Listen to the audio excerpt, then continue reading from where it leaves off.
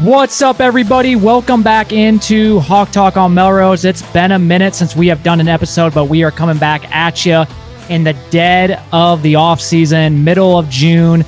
But Tyler, we are getting closer and closer by the day. I think I saw we are 73 days out, and so it is definitely going by fast. Before you know it, it's 4th of July. Before you know it, it is fall camp, and then it is the first Iowa game. So what we are going to do today is we're going to play a little bit of a game that we usually play in August, but we thought, there's not a whole lot to talk about right now, so why not just do it now, all for fun?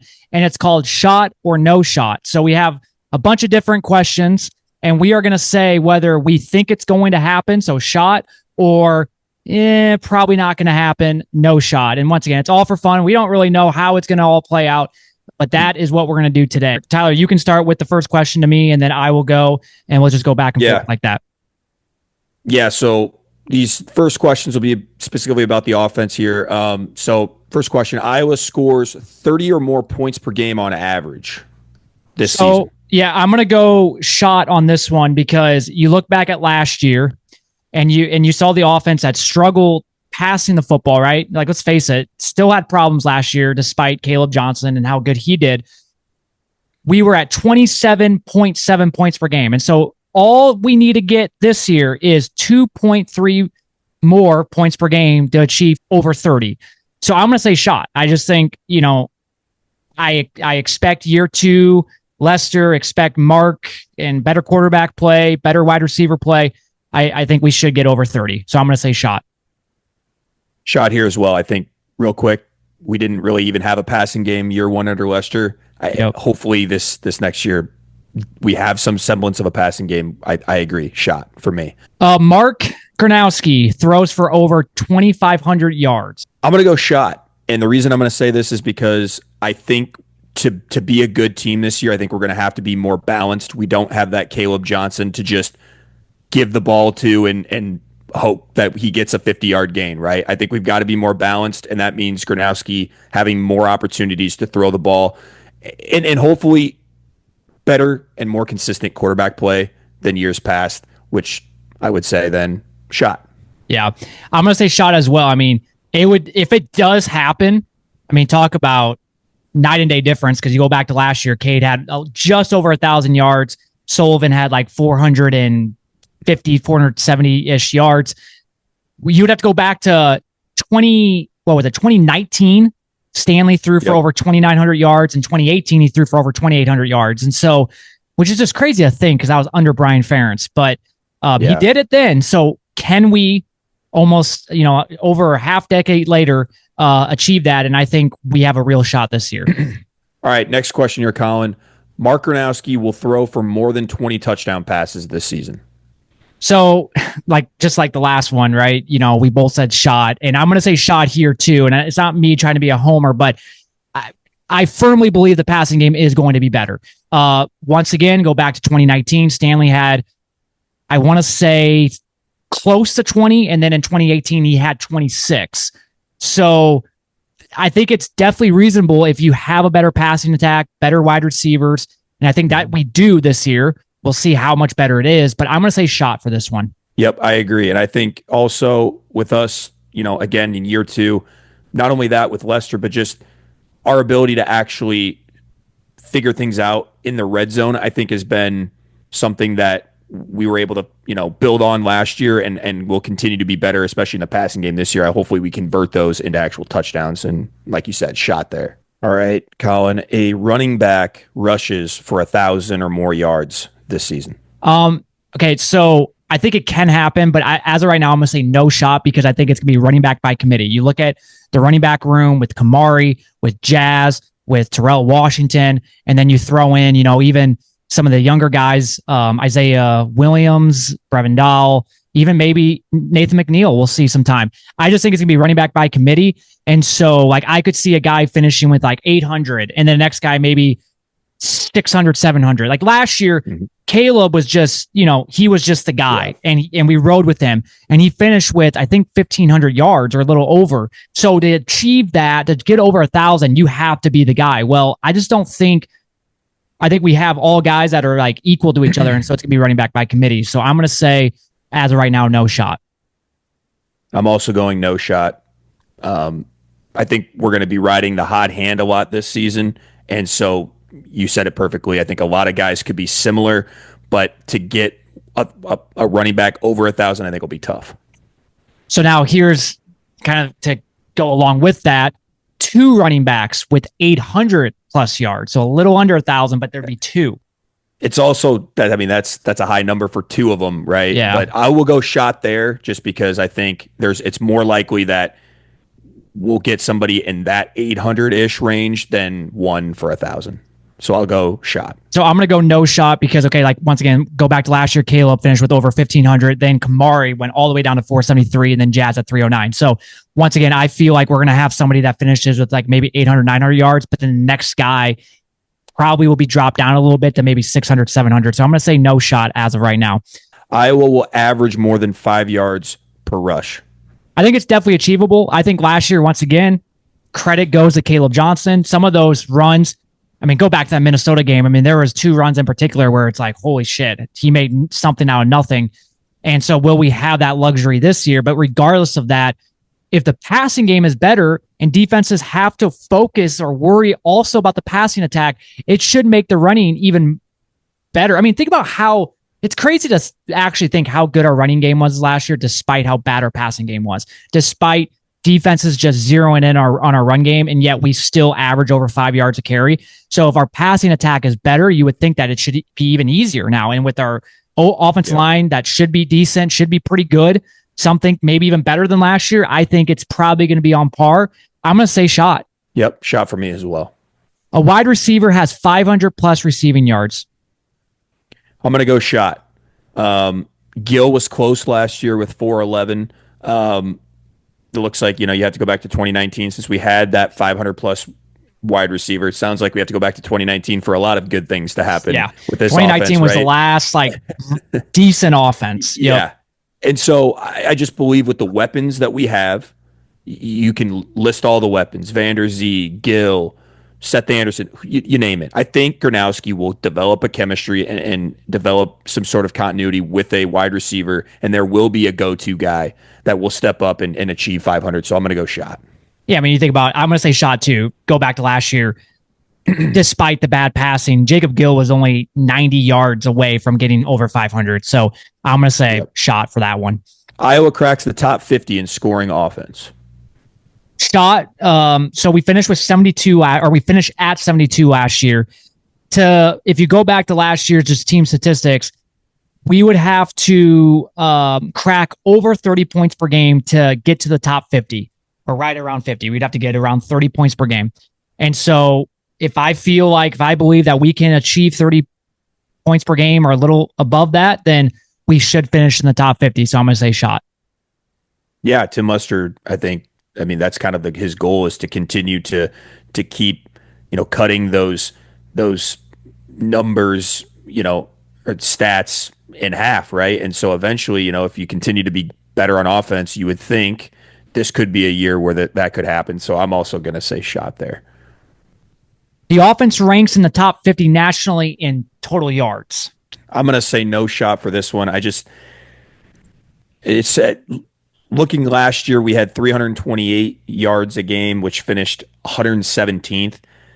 Man, offenses are just so good. And I just feel like for total yards, we're not about to go light it up, light the world on fire on offense, right? We're a complimentary football team. I still believe that under Kirk Ferentz. So I'm going to say no shot.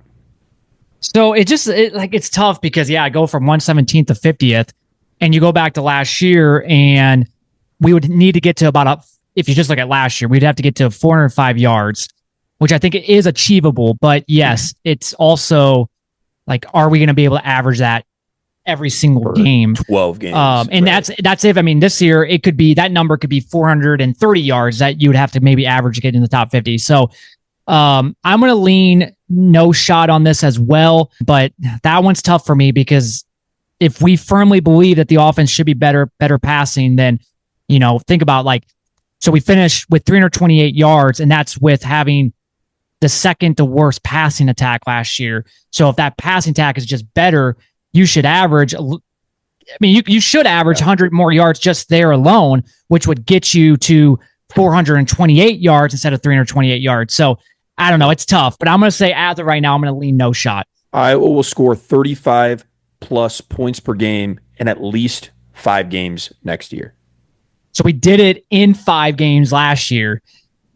So that one, I'm just going to say shot, just because going back to the first question of the day when you asked me about the points per game, for how, even though we had Caleb Johnson, for how bad the offense still kind of was, if you really think about it, bad quarterback play, wide receivers were young, like we still achieved 27.7 points per game. This one, if we achieved it last year with 5, I think we can do it this year. So I'm going to say shot.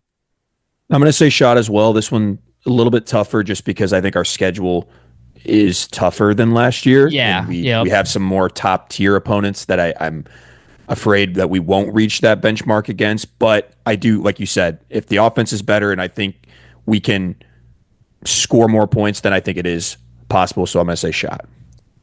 Mark has a completion percentage above 60%. I'm going to say shot. Now, before last year, I would have said no shot, right? Yeah. Under Brian Ferentz, because that just never happened. But I think the Tim Lester being a not only offensive coordinator but a quarterbacks coach, we weren't good at throwing the ball last year. But Cade, I can look at the numbers here. Cade was 60.5% completion percentage. Sully was 71.7. I mean, we didn't think much of those guys last year, but their completion percentage was above that. So I'm going to say shot for Mark Gronowski.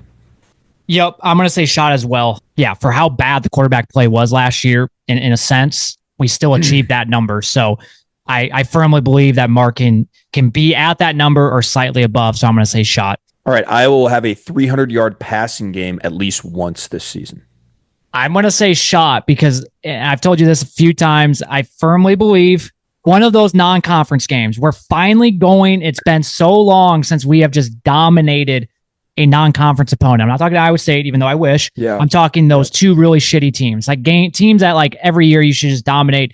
And it's been so long. Like I want to go back to, like, take me back to 2013 when we played Western Michigan and we beat them like 66-3. I think we were at that game together. PJ Fleck, right?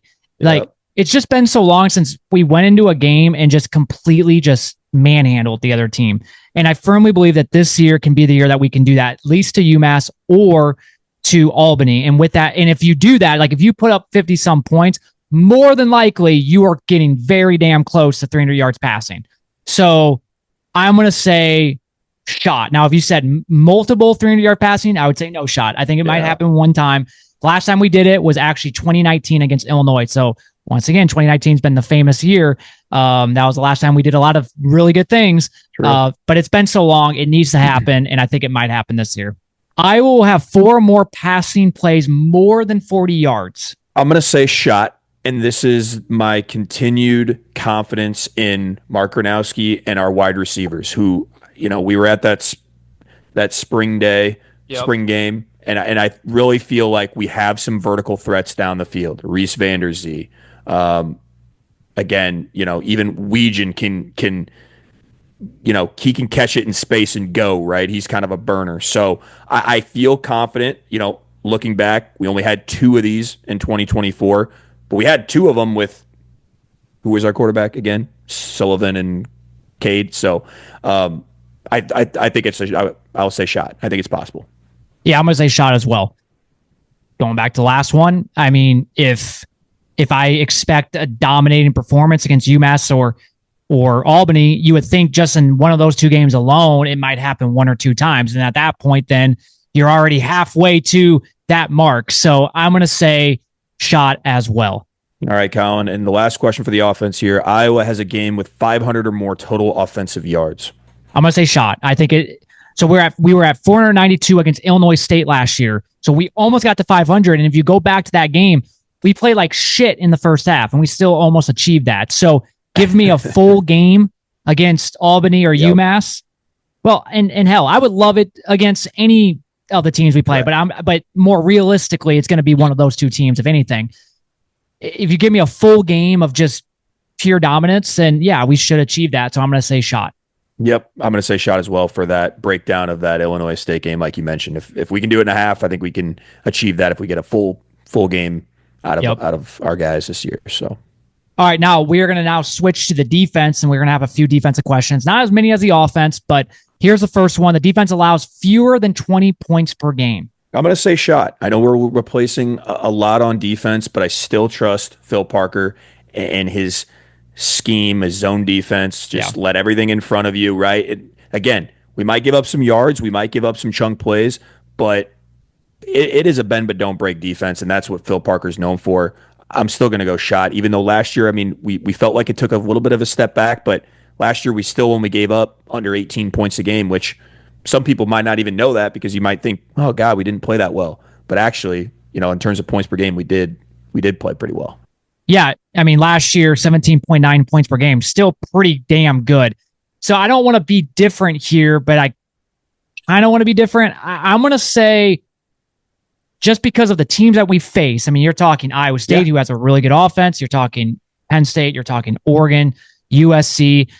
Nebraska should be better offensively with, second year under Dylan Raiola. I'm going to say no shot. I think it's going to be really damn close to that number, and I hope I'm wrong in there. But I could see us like 21, 22 points per game that we maybe give up on average. So I'm going to say no shot on that one. All right, the defense will record 30 or more sacks on the season. So last year we're at 29, and I think that the defensive line, even though we lost Y.A. Black, but I do think that the defensive line is going to be better this year because we added some depth that we desperately needed, and we got younger guys. That 2024 class of the 4 defensive men that we got, they're all now older and more mature, and they're all going to see the spotlight a little bit. Hell, we might even see Epinenza a little bit this year, right? So I just firmly believe the defensive line is going to be better. And so we were at 29 last year. I think we can achieve 30. I think Max Llewellyn is going to be a monster. Ethan Hurkett, Brian Allen, once again, better depth at the defensive tackle position. I'm going to say shot. Yeah, I'm going to say shot as well. I feel like last year there was times where I feel like we just didn't do a very good job of generating enough pressure from our defensive line. I think that's going to be maybe an emphasis for Phil this offseason, so I think that's very achievable. Iowa forces 20 plus turnovers this season. I'm going to say shot. I think the way our defense is built under Phil Parker, it's keep everything in front of you, eyes on the football, and go after it when you have the opportunity to make plays on defense. I just feel like we rely so heavily on forcing that quarterback to dink and dunk, but then they hate being patient like that and working down the field, and they take their chance, and that's when we capitalize, right? And they get a little risky, and we force that turnover.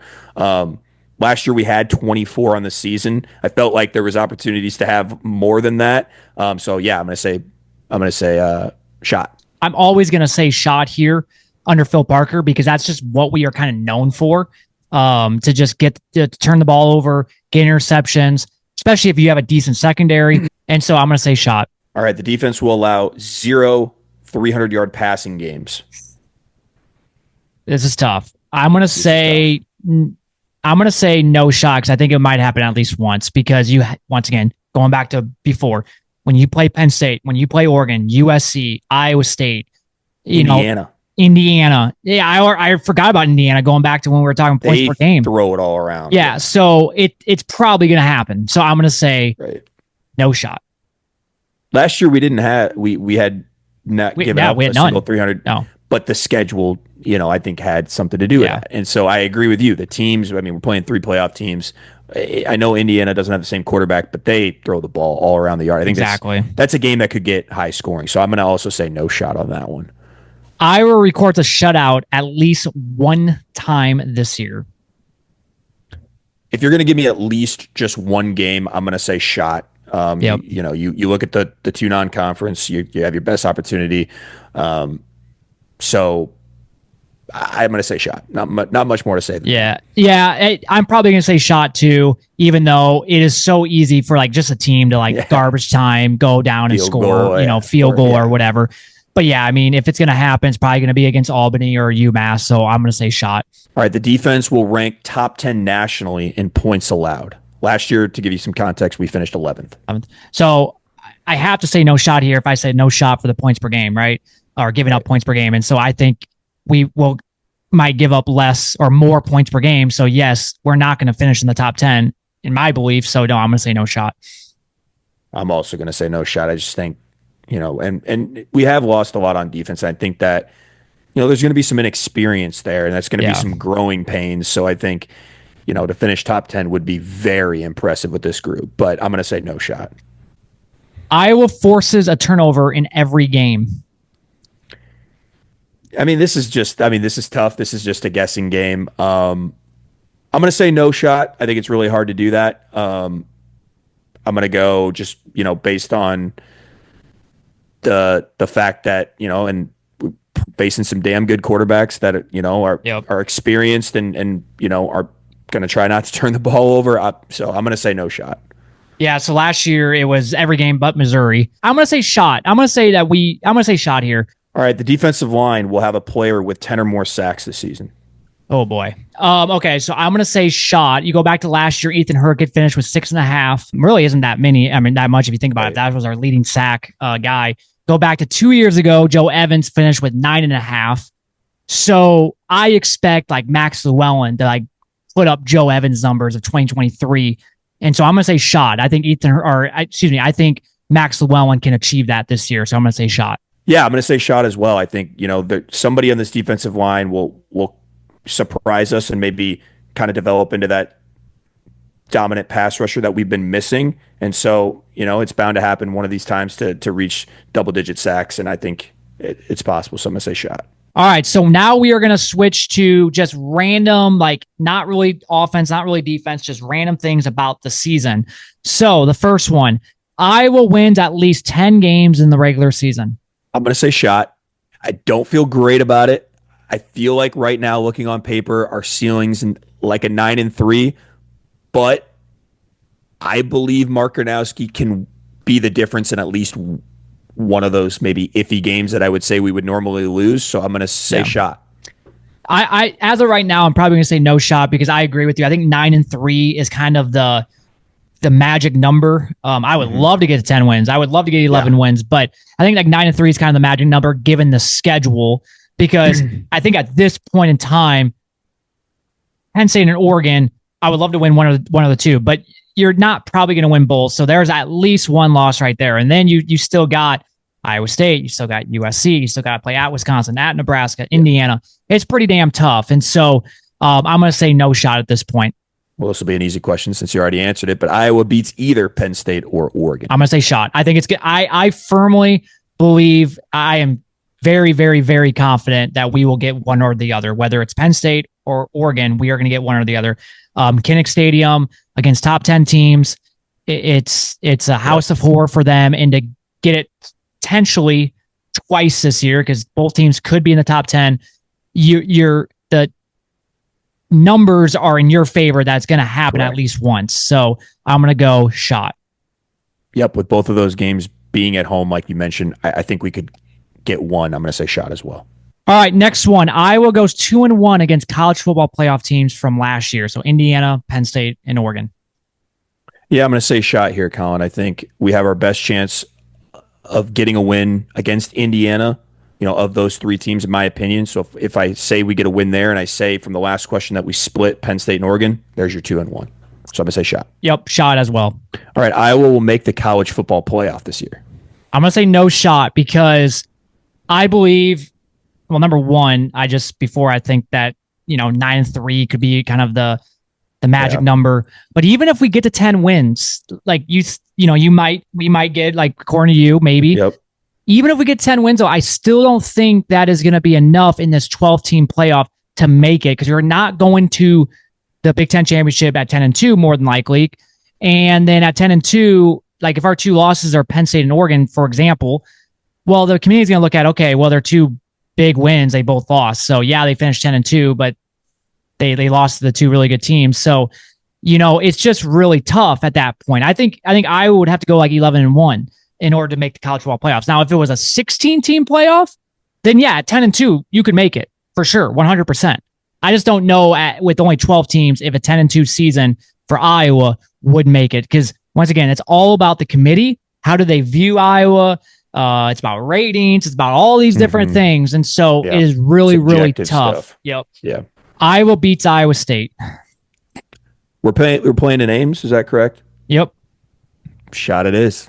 Not much more to say for me right there. It's going to be so tough. I mean, that game, I'm already getting nervous for that game because I know how big of a game it is for Iowa. Big noon. And what it means. And we really need to win that game. But I think Iowa definitely has a chance to win that game. And so I'm going to say shot. All right. Speaking of Iowa State again, Iowa will score 30 or more points against Iowa State. I'm going to say no shot because this series, as of late, it's always low scoring. It's always defense. You got John Heacock. It just seems like Iowa always, given now it's a new offense, but it always seems like it struggles a little bit against Iowa State. I mean, hell, you'd have to go back to, what was it, 2017 when it was kind of a shootout, 44-41. We've done it. Like 2021, for example, like that would be a good example for like maybe this year, like that I would hope that we would be able to do is just kind of go in and, win like 27-17 or something like that. So I'm going to say no shot. It's so tough. I'm going to say no shot as well. It's such a hard, I'm not going to predict that Iowa's going to go in and score 30 on them. I have respect for Iowa State's defense too. So Iowa loses a game by 25 plus points. I'm going to say, based on the history of playing these tough opponents, and we've got quite a few on the schedule this year, I'm going to say there is a shot of it. I hate saying that, but it is possible. So I'm going to say shot. Yeah, I'm going to say no shot because once again, like I'm on the belief that the offense should be better. And what is the reason why we have gotten dominated the last how many times we've played good teams is because the offense is so freaking bad. Like you're talking Deacon Hill bad, where your offense isn't even going to be able to do anything. And I don't care how good your defense is. If you can't even score a touchdown, well, yeah, you're going to lose by 20, 25, 30 plus points. And so I kind of figured, okay, if our offense is just better and we're able to at least put up some points, given our defense should still be decent, we shouldn't lose. We shouldn't get blown out by any team, right? It should all be decent. And so 25 points, I mean, that's a lot of points, right? Giving up. So I'm going to say no shot. My theory on that is just we got to do it. So I want to see it. I know. It's like you got to see it to believe it. I totally get that. But yeah. All right. Iowa beats a top 10 opponent this year. Shot. I mean, because I think it's going to be either Oregon or Penn State, one or the other. Give me shot. And I think both teams are going to be in the top 10, by the way, when they come to Kinnick. Yep. Shot for me there too. Kirk Ferentz announces retirement plans after this season.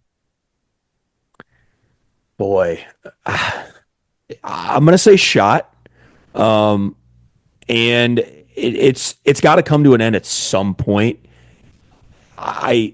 There's this new era, right, of college football and this new NIL world and transfer portal. And man, how long does he want to be in that? He's done this for so long. It's got to come to an end at some point. I hope it doesn't. I want this to be no shot, but I'd be lying if I said there wasn't a possibility, right? So I'm going to say there is a shot. I'm going to say no shot. I actually firmly believe 100% that he actually, from everything I've read, he's actually the most relaxed he's been in a long time. He actually kind of likes this new era in a way, like believe it or not, because it's kind of the NFL model, especially now that the actual university is paying the players. And now that you take away all the drama with Brian Ferentz, and now he's giving the tools to Tim Lester. He's letting Tim Lester run the offense. He's letting Phil Parker do his thing. Tyler Barnes always says how he has literally no hobbies outside of football. Like that, this is his entire life. And there's like Tyler Barnes said a couple of weeks ago, like he has no signs of slowing down. He's just as healthy as he was 15 years ago. I'm going to say no shot. I think he is going to be at Iowa for at least, as long as he stays healthy and nothing, serious happens. I would say at least 3 to 4 more years at least. 2029, 2030 would maybe be around the time. It's kind of weird to say that because a few years ago I thought there's no way. I mean, it's going to be a few years, but I think I just think, and I just go back to what Scott Docterman said. He had an article about Kirk and about how just relaxed he is compared to what he's been the last few years. And I think a lot of that had to do with the whole Brian Ferentz drama. I think that really drained him. And now that's all put, in the rear mirror. He has now, Tim Lester, who's just, you talk about a guy that just brings that energy. And I just think he's more motivated than he was even just a few years ago. So I'm going to say no shot. Iowa will have a player drafted in the first round of the 2026 NFL draft this year. I'm going to say shot because I think either Logan Jones or James Dunker is going to be a first round draft pick. Offensive linemen always go in the first round. And if both of those guys have great years, which they probably will, one of the two will be a first round draft pick. So I'm going to say shot. I'm going to say shot as well. I do think, being a center, it is tough to get drafted in the first round. There's not many, if at all, that do get drafted in the first round.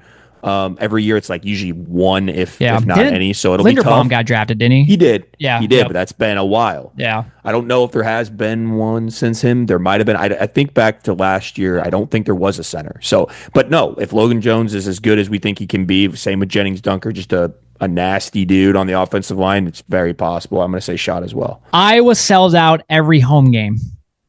Shot. I think that's a no-brainer for me. The schedule, the home games that we have, I think every fan is at least from my perspective, is so excited to watch these games in Kinnick. I think it's an unbelievable slate of games at home.